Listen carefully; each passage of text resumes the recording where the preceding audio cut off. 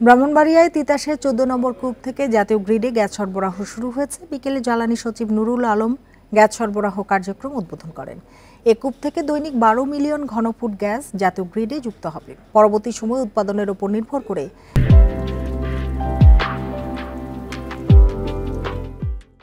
Gas সরবরাহের পরিমাণ বাড়ানো হবে।